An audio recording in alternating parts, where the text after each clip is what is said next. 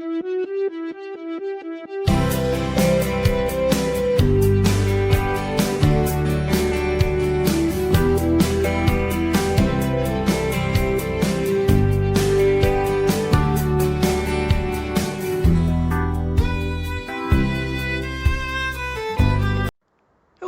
and welcome to Bearded Driver Reviews, the Stubble edition, and in this episode we're going to take a look at the mid-90s offering from MG, the MGF. The MGF was launched in 1995 and heralded the return of a two-seater sports car which had been absent in it from MG since 1980. The main innovation was the location of the engine in the MGF behind the seats to create a mid-engined layout, to create excellent balance and handling coupled with the hydrogas suspension from the Metro. So let's have a little look around this MGF, which actually belongs to me. And the first thing you'll notice is the excellent shade of Rover's Nightfire Red, coupled with the black hardtop. It creates a quite impressive look. I believe that the alloys are from a later MGF, probably the MGTF. Moving around to the rear, you have quite an impressive rear end, coupled with a twin exhaust system, the vented boot lid, and the MG octagon just in the middle. There's no model name saying MGF, it's just got the octagon saying MG.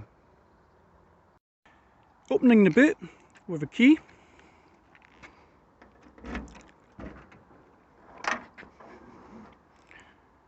You have enough space for a weekend bag, maybe some kids' toys.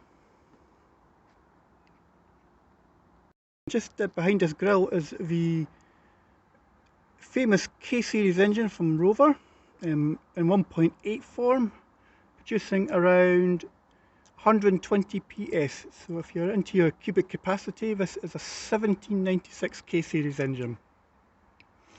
It's linked to a 5-speed gearbox, and if you lift these covers, if you lift this cover here, for example, this tells you where your coolant is and your oil, your top up oil, and your dipstick.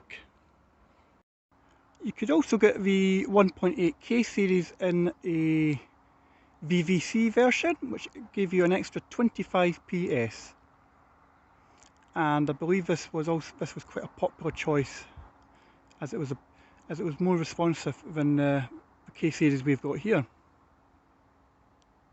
Coming round to the front of the car, it's quite, I don't know, the grille is quite reminiscent of the MGB, possibly. But it's got what I would describe as a cute and friendly front end with the headlights and the indicators just underneath them. So we're now going to have a look at the frunk, and if you're wondering how to open the frunk, I'll come and show you now. To open the frunk, you would just pull this lever here and in the boot, and we'll just go round and get the frunk opened. So inside the frunk, you've maybe got a wee bit of space just for storing maybe like a mobile phone, if you were just mobile phone, or keys, if you were just maybe nipping someone you had too much in your pockets, you could maybe just store them in the frunk. But the frunk's probably main purpose is to carry the spare tyre. It's also got the horn there and the alarm, ABS or power steering pump there. Not sure what that one is in there. If you know what that is, just tell me in the comments below. It's possibly the power steering fluid, actually, thinking about it. That's the brake fluid there, your fuse box, and also where the battery is. So, not a great storage space, but It's maybe handy if you want to just put wee things in, but by which time you'll have to have gone through to the boot, where you could have just stored it in the boot instead. Anyhow, I think it's now time we go inside the MGF and had a look.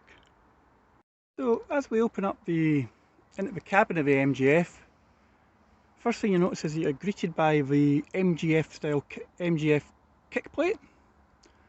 So as we move on to the door, it's a very basic door layout. You've got your door handle, you've got a little tweeter there, a big speaker there, door, just the grab handle, and an armrest. You've got a wee bit of carpet on the bottom of the door, a wee bit of fabric in the middle, broken up with a little bit of silver. Plastic wise, got some scratchy plastic here. As we move into the cabin, let's have a look what we've got inside the cabin.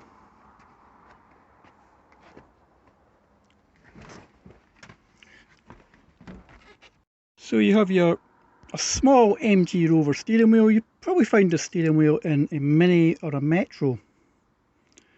To the right of that, you've got your heating vents, and you've got in the middle you've got your, I would say, traditional Rover style dials.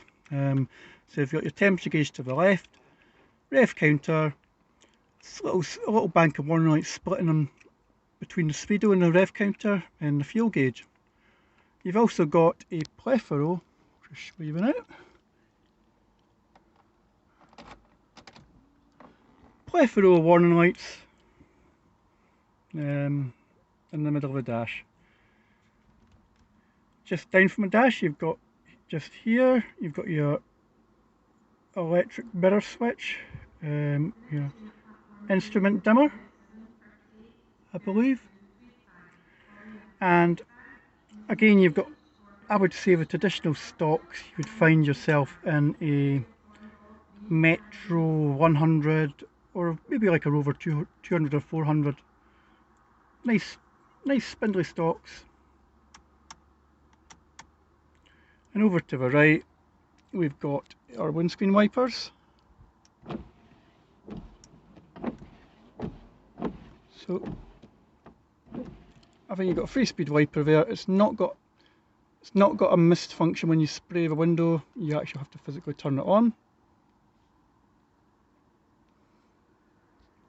And moving over to the left of the instrument panel, you've got the MG octagon in the middle of the dash, a couple more vents. You've got your hazard warning light switch, oil pressure, and a clock.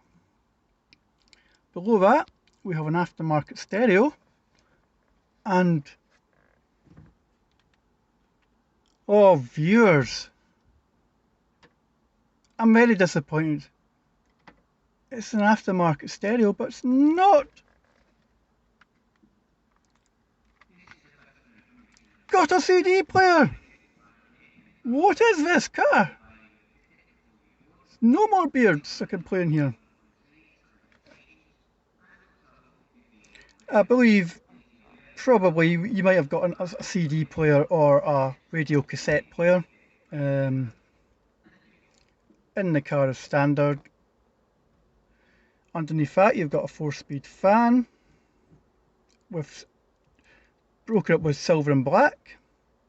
You've got your temperature control and just a 3-speed setting.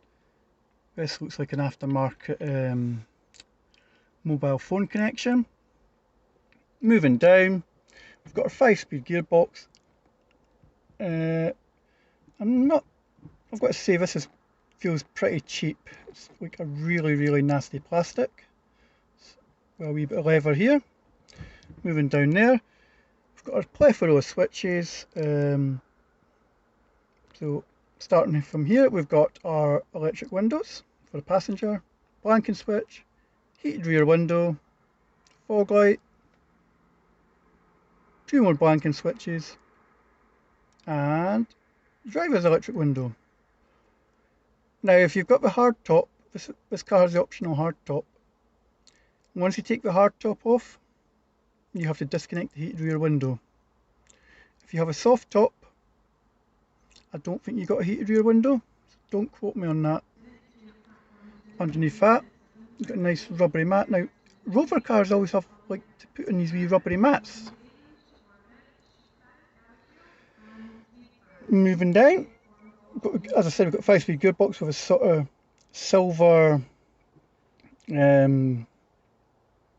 billeted screw thingamajig surround. Got a 12-volt or cigarette lighter. Moving here, you've got the ashtray here, and we've got the handbrake, and we have a couple of storage boxes. One between the seats here, which has a couple of cup holders, and we've got an armrest one, which is where you probably store your tapes.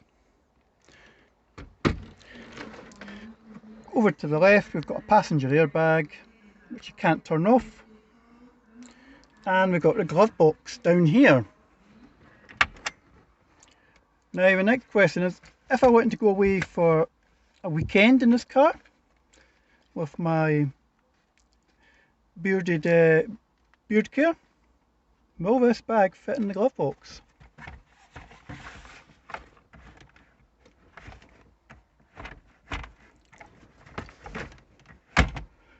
Yes, but it's a very tight fit. So that's us. Had a look inside the car. Why don't we get outside and go for a drive?